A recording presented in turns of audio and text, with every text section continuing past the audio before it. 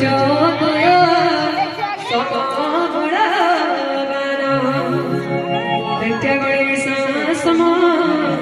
पंजीवे कृष्ण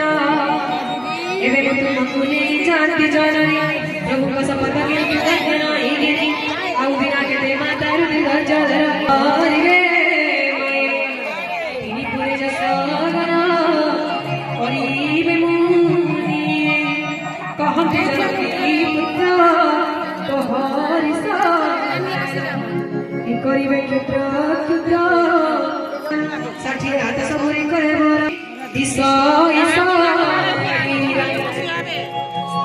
युद्धे बलवंताय जे महावीर देखी सीता मरे गेला हरसाय सदा उड़िला भूप प्रकाशिला हनुमान सुरम जगति बलवती रसिनाय बनरा कुला प्रभु तू पहले क्षुद्र सर्प सुता करुण हुए काल